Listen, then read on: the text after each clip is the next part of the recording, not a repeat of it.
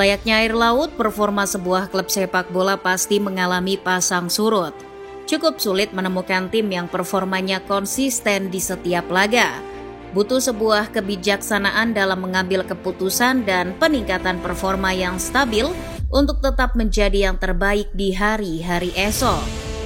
Agaknya, fenomena itu adalah sebuah hal yang wajar, tapi bagaimana jika sudah berusaha semaksimal mungkin, tampil apik di setiap laga dan mencetak banyak gol, tapi tetap tak meraih trofi liga di akhir musim? Menyakitkan, bukan? Apalagi penyebabnya hanya karena kesalahan kecil dari salah satu pemain. Momen ini pernah dirasakan Liverpool pada musim 2013-2014. Di era tersebut, Steven Gerrard CS tampil optimal. Mereka melibas hampir semua lawan yang dihadapi, namun Dewi Fortuna tampaknya punya sentimen tersendiri dengan The Reds. Semua upaya yang dilakukan tak membuahkan hasil. Itu jadi salah satu musim paling menyakitkan bagi Kopites. Lantas, bagaimana kisah Liverpool melewati masa-masa sulit itu? Sebelum membicarakan tentang musim 2013-2014, kita akan sedikit mundur ke belakang untuk membahas musim 2012-2013. Musim tersebut adalah musim perdana bagi Brendan Rodgers. Dirinya diutus untuk menggantikan Kenny Dalglish yang melegenda bersama Liverpool. Namun, fans tampaknya harus lebih bersabar. Musim perdana Liverpool di tangan Brendan Rodgers tak berjalan baik. Dalam 5 pertandingan pembuka musim 2012-2013, Liverpool sama sekali tak meraih kemenangan. Skuad asuhan Brendan Rodgers hanya meraih 2 hasil imbang kala menghadapi Sunderland dan Manchester City. Rentetan hasil buruk itu bahkan membuat Liverpool terdampar di zona degradasi. Beruntungnya mereka meraih kemenangan melawan Norwich City di pekan ke-6. Namun kemenangan itu tak semata-mata membuat performa Liverpool membaik. Mereka tetap tak konsisten dan terus menuai hasil buruk. Di akhir musim, meski berisikan pemain-pemain macam Luis Suarez dan Raheem Sterling, Rodgers hanya mampu membawa The Reds finish di urutan ke-7 klasemen Liga Inggris 2012-2013. Sebetulnya itu bukan hasil yang begitu mengejutkan, mengingat Rodgers hanyalah pelatih mediocre. Sebelum menangani The Reds, dirinya cuma jadi pelatih di tim-tim gurem macam Reading dan Swansea. Melihat hasil minor yang didapat, manajemen memberi tekanan pada sang pelatih. Jika karirnya di Liverpool ingin berumur panjang, maka Rodgers harus bisa memperbaiki performa tim di musim depan. Tantangan pun diterima, tapi dengan satu syarat. Brendan Rodgers meminta pihak klub untuk melakukan perombakan di bursa transfer berikutnya. Peremajaan lini bertahan pun jadi fokus Liverpool kala itu. Pada musim panas tahun 2013, nama-nama seperti Mamadou Sakho, Simon Mignolet hingga Kolo Toure akhirnya mendarat di Anfield. Sedangkan untuk lini serang, Liverpool tak begitu getol untuk mendatangkan pemain bintang. Tercatat hanya ada Iago Aspas yang ditebus dari Celta Vigo untuk menjadi pelapis Luis Suarez. Dengan skuad yang sudah terbentuk sesuai dengan harapan sang pelatih, Liverpool terlihat lebih siap untuk memulai musim baru. Sangat terasa bahwa aura Liverpool berbeda musim itu. Lain dengan musim sebelumnya, musim 2013-2014 Liverpool langsung tancap gas. Steven Gerrard dan kolega tak terkalahkan di 3 pertandingan perdana. Itu membuat peringkat klub di klasemen sementara Liga Inggris terdongkrak. Bukan cuma tak terkalahkan, pertahanan Liverpool juga mengalami peningkatan yang drastis. Dalam jumlah laga yang sama di musim lalu, Liverpool sudah kebobolan 7 gol. Sementara musim 2013-2014 mereka belum kebobolan sama sekali dari 3 laga yang sudah dilakoni. Para fans yang awalnya tak antusias dengan adanya Rodgers kembali menaruh kepercayaan padanya. Skuad racikan Brendan Rodgers memang tidak selalu meraih kemenangan, tapi sekalinya menang, margin golnya cukup tinggi. Kemenangan besar perdana yang diraih Liverpool terjadi saat menjamu Fulham pada pekan ke-11.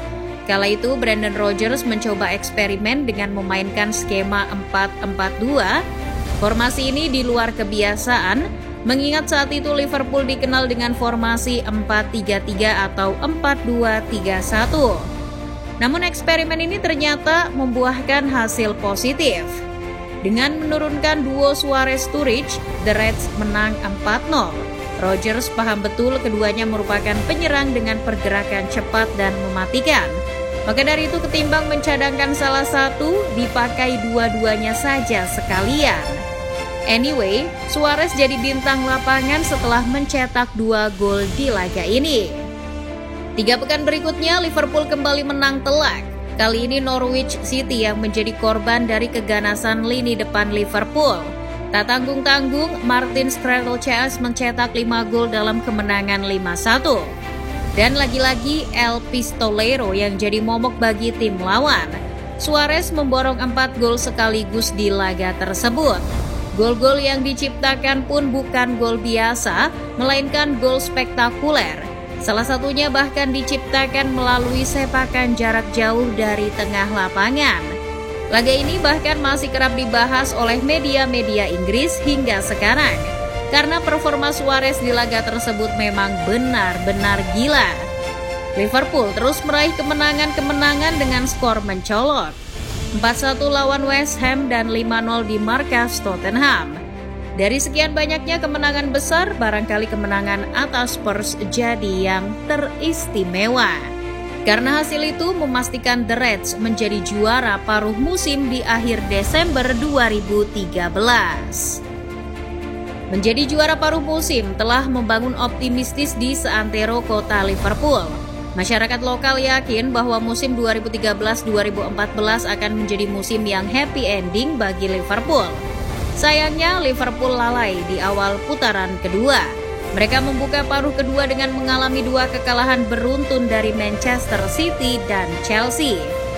2 hasil minor itu membuat Liverpool turun ke peringkat kelima klasemen sementara. Setelah kekalahan itu, Liverpool kembali ke performa awal. 5 laga selanjutnya tak ada satupun yang berakhir dengan kekalahan. Namun hasil itu belum cukup untuk memperbaiki posisi Liverpool. Mereka masih saja tertahan di posisi 5. Bahkan kemenangan 5-1 atas Arsenal di Anfield tak mempengaruhi posisi klasemen. Liverpool mulai merangkak naik kala berhasil menumbangkan mantan tim asuhan Brendan Rodgers, Swansea City dengan skor 4-3. Dari sinilah 3 poin mulai deras mengalir ke rekening poin Liverpool. Brendan Rodgers membawa anak asuhnya memenangi 8 pertandingan berikutnya.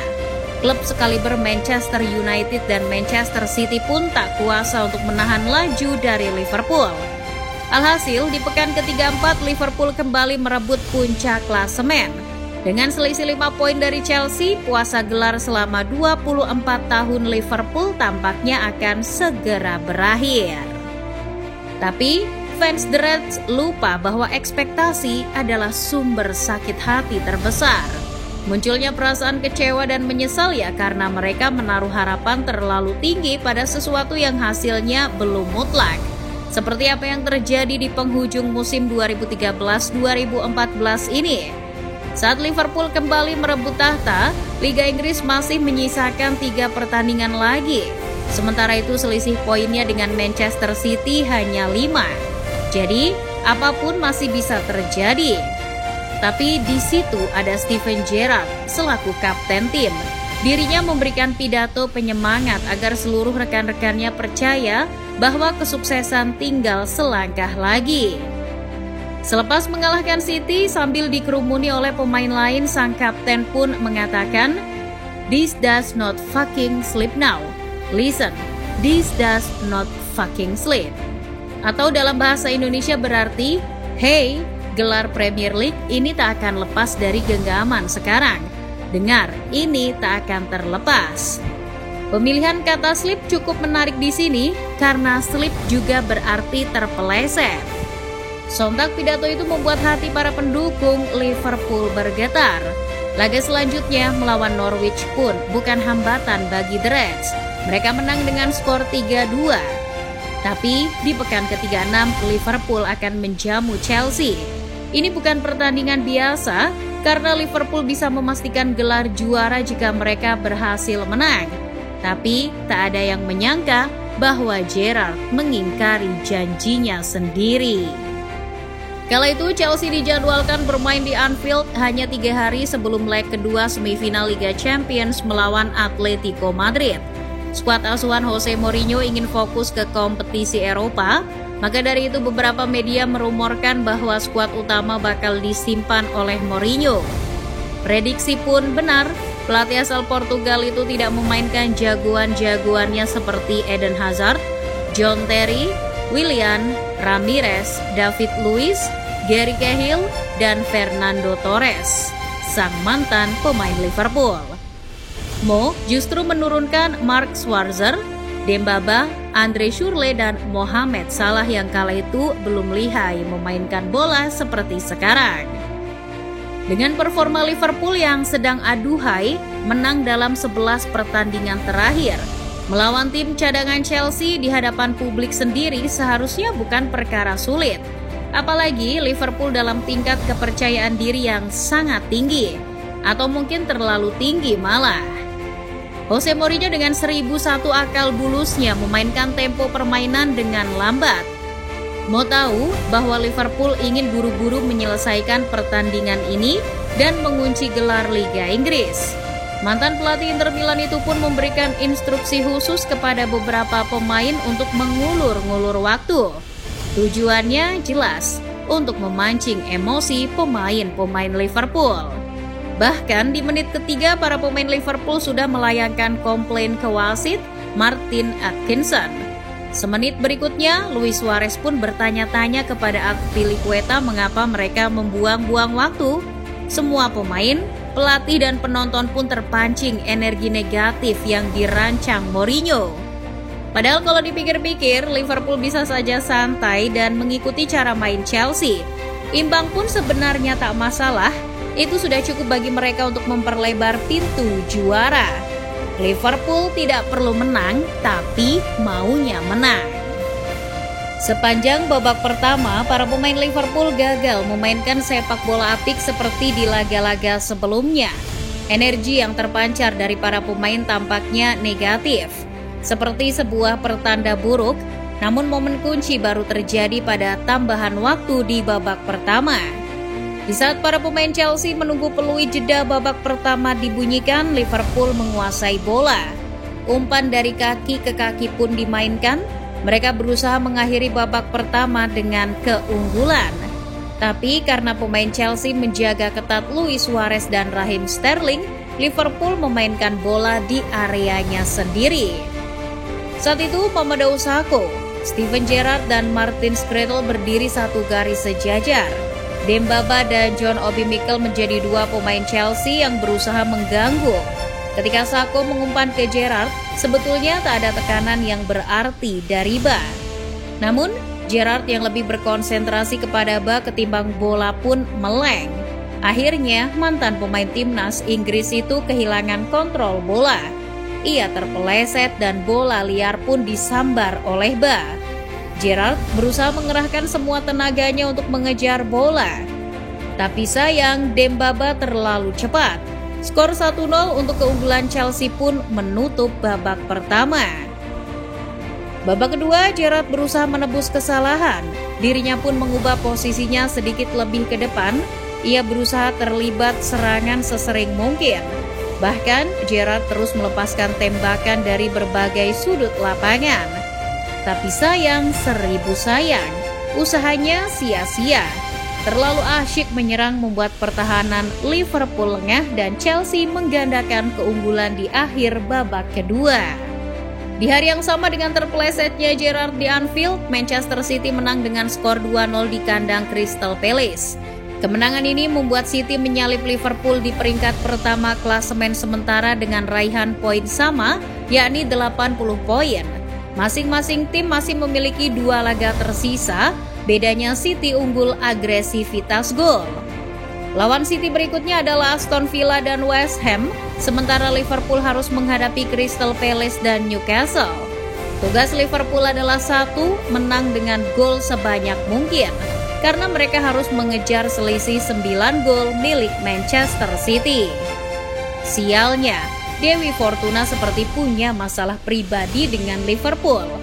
Saat laga melawan Crystal Palace, Liverpool unggul 3 gol lebih dulu. Setelah gol ketiga, Suarez mengambil bola dengan buru-buru dari gawang Palace. Itu dilakukan demi mengejar 6 gol lagi. Namun hal yang terjadi berikutnya di luar dugaan. Di 10 menit terakhir, Palace mampu menyamakan kedudukan. Alih-alih dapat 3 poin, Liverpool justru imbang. Suarez pun tak kuasa menahan air mata. Ia menutupi wajahnya dengan jersey tandang yang dikenakan oleh Liverpool karena tahu di belahan dunia lain City justru menang 4-0 atas Aston Villa. Selain Gerrard, dirinya lah pemain yang paling terpukul dalam momen ini. Bagaimana tidak, 31 gol yang dicetaknya tak menghasilkan gelar di akhir musim. Dari kejadian-kejadian ini kita tentu tersadar untuk tidak terlalu sombong. Liverpool sebetulnya tak perlu mengalahkan Chelsea untuk juara, tapi mereka berusaha keras melakukannya. Liverpool sebetulnya tak perlu menang 10-0 saat melawan Palace, tapi mereka berusaha keras melakukannya. Tapi apa yang didapat oleh Liverpool saat itu? Tidak ada. Hanya kisah terpelesetnya Gerrard saja yang tersisa dari musim itu.